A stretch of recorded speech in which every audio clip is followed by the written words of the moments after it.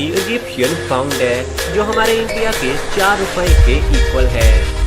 तो चलिए दोस्तों, आज इस वीडियो में मैं आप सभी को इजिप्ट के बारे में कुछ कमाल की इंफॉर्मेशन देने वाला हूँ। ये देश अपने पिरामिड्स की वजह से पूरी दुनिया में बेहद ही फेमस है और पिरामिड्स ऑफ गीज़ा दुनिया के 7 अजूबों में भी शामिल है, जो इजिप्ट में मौजूद है। पिरामिड ऑफ गीज़ा दुनिया का सबसे पुराना पिरामिड है, जिसे 4500 साल पहले बनाया गया था।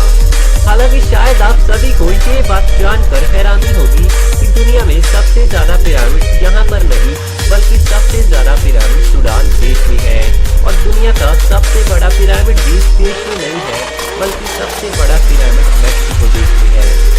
दोस्तों, प्राचीन मिस्र में बिल्लियों को बहुत ही ज्यादा सम्मान दिया जाता था और बिल्ली को मारने पर किसी को भी मौत की सजा दी जा सकती थी। The great pyramid of Giza 230 metre लंबा और 146 मीटर ऊंचा है, जिसे बनाने में लगभग 20 साल का समय लगा था। दोस्तों, दरअसल इस पिरामिड में किंग खुफू की मम्मी को रखा गया है।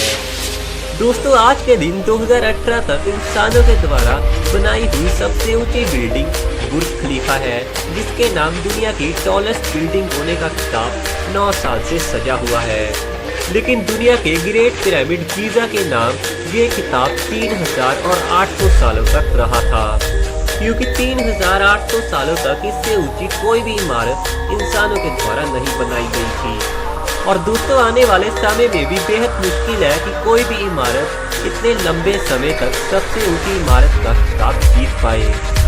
दोस्तों, इजिप्ट के लोग मरने के बाद नई जिंदगी पर बहुत ही ज्यादा विश्वास करते थे।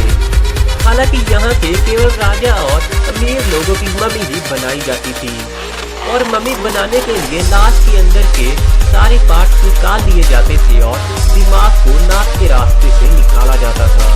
हालांकि वो लोग दिल को कभी नहीं निकालते थे, क्योंकि उनका मानना था कि दिल में ही इंसान की आत्मा बसती है।